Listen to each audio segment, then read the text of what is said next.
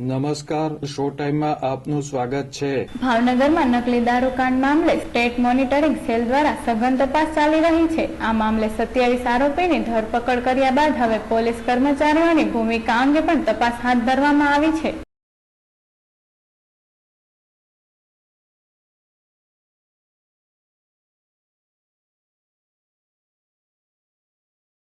State monitoring સેલના IG Gagandeep ગંભીરે સમગ્ર તપાસનો હવાલો સંભાળ્યા બાદ ડીઆઈજી વિશાલ કુમાર વાઘેલા પણ ભાવનગર આવી પહોંચ્યા છે।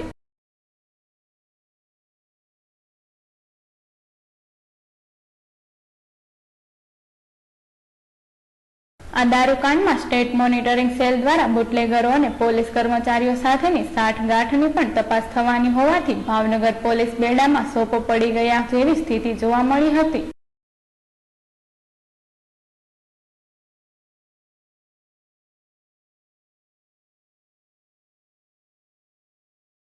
હાલમાં આઈજી ગગનદીપ ગંભીર દ્વારા એસપી કચેરી ખાતે પોલીસ કર્મચારીઓના નિવેદન લેવામાં આવી રહ્યા છે।